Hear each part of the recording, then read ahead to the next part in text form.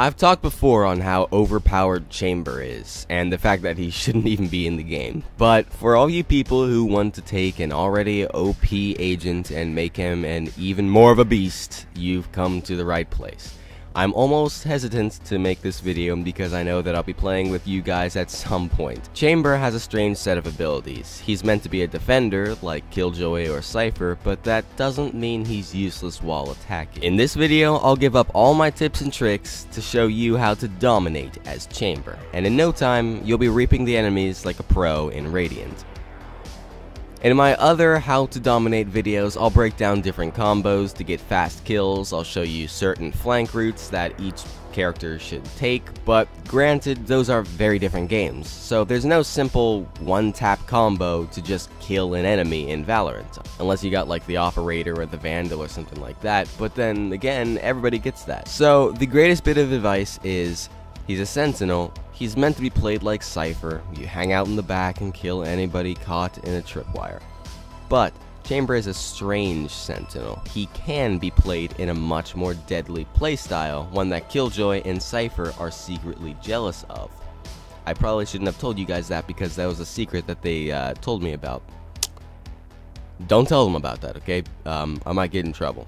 So if I stop making videos, you guys know why. One playstyle that I'll show you here. So, what you want to look for is a setup. Obvious, not helpful, I already got it down. 1 second, I have a lot more to show you. This is one of the deepest videos I've ever made. So, there are a couple playstyles. When attacking, there's the go with the team and save almost all utility for when the spike is down. Then, this is one of my favorites, stay at a choke point and guard the site. Let me explain. Let's say it's Haven and you're attacking. Your team wants to go and plant at site A, right here. You can go with the team and only use one trademark. So if anybody walks through there, they get slowed and you know about their presence. That's the first playstyle I listed. The second is a bit more complicated, but it's really fun and a chance to get a lot of kills. So your team wants to go A again. You will let them go to the site and you will stay behind to catch any flanking enemies. You can perform this in two main ways, but there are a lot of other kind of like side variants and stuff like that. If you want to wait here, which is a good place to hide, then put a trademark here or so. So they get slowed, you know about it, you pop out, you get a kill. Be sure to put a rendezvous here and here. You get a kill, you use the teleport, swing the corner, get another kill. If there are more than 2 enemies, then you can try and run back to site A with your team, which by now will have planted the spike. Just be sure to put down another trademark while you're running back to make sure that they can't catch up. That's the first variant of the second playstyle. The second variant of the second playstyle is a little more risky, because you might get killed off and be worthless. But if you don't want to stand in one spot for 2 minutes without letting go of shift or moving, then you might want to take this one, plus it's my favorite. Place a trademark here. Place a rendezvous here, go with your team, and make sure to go with them, okay? So I don't care if you like going down here, if your team goes here, you go with them unless you can 100% for sure go down here and not get killed. Basically, you choose a spot on the map where you want to camp out, put the second rendezvous down, and always be in the range of it. You can put a second trademark up here just so anybody who goes like up there will get slowed and stuff like that, and you'll be aware of it.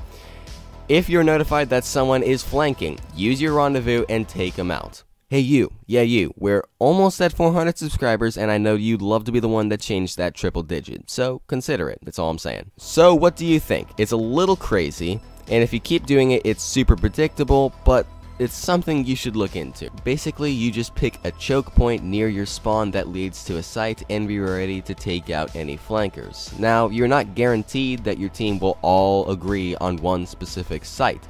Sometimes you have everybody going mid, 3 here and 2 here. What do you do now? You don't know if the 2 of your team members are going through garage to C site, and you're not sure that the 3 members will go to B site. So you can set up shop right here, because the midpoint of Haven is actually a really nice place to get some kills. Now, once again, this is just what I like to do, but I highly, and I mean highly recommend playing around with different setups. But when my team is going B or somewhere through mid, I like to put a rendezvous here, trademark here, and go here.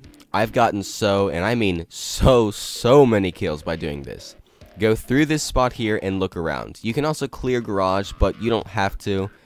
I like to just sit here and wait for a moment for any enemies to push through garage and make sure no one's going to flank me through the mid. If you have a team member going mid through window, then they'll see an enemy, and in turn you can see them on the map. If an enemy pushes here, let's say you either hear them or you kill one and another is coming, or maybe you pop out, you shoot them a bit and they're chasing after you, then you can use your rendezvous, teleport to the other side, be back at window, and kill them from behind. It's a little shameful, but they can't say much, they're dead.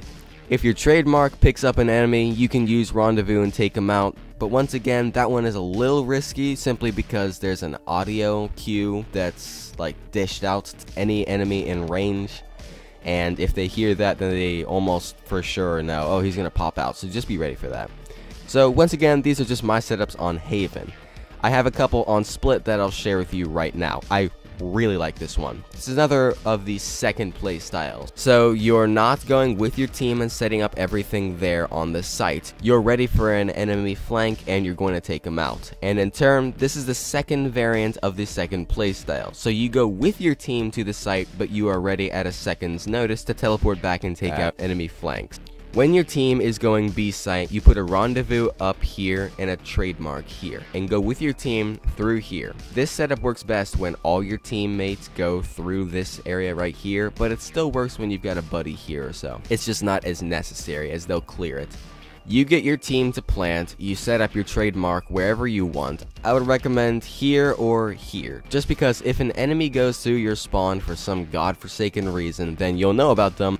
And I like it here because maybe it's just you and one more teammate. Maybe your team got massacred while pushing through here. That last teammate won't always be able to watch all your open sides all the time. So if an enemy pushes through here and knows about you, they'll take you out. Now you put your second rendezvous right here. I know it's a little strange, but remember, at the time of me speaking, there is a radius around the first rendezvous you put down where you can still use the second one. For instance, I can't put one here and then one all the way over there. It won't even allow me to put the second one down. But this works right here. This is pushing it to its limits. So if an enemy is trying to flank through mid, they'll get slowed by your trademark, you teleport back and get the kill. Come back and guard the spike, all in no time. And they'll never expect it. You can also put your first rendezvous right here. It's a little more predictable, and I'm pretty sure that they can see your head or some kind of lights going on over there, so I wouldn't recommend this here. Even if an enemy doesn't flank there, you can still use it to flank the enemy and head up to Haven and take control of that. So, still bearing with me, I know it's not as deep as my other How to Dominate videos, but this is a very different game. For Paladins, I'll bring up how to use their unique abilities and weapons that nobody else in the game has. In this game, it's all about the abilities because it's the only thing that varies from each agent in Valorant. So, what do you think? What are some of your tips and tricks? I'd love to hear them. Don't forget to subscribe because we're almost at 400. I hope you have a great day, and remember, life is short. Play great games. Azan is a very interesting character. I've talked a lot about him on this channel. He has a very interesting set of abilities, a very interesting playstyle, and he's not an easy champion to get down unless you know his secret. He's actually Atlas in the past. Think about it. They practically look the same with the whole color scheme of the outfit. Coincidence? I think not. So in today's episode of How to Dominate I'll be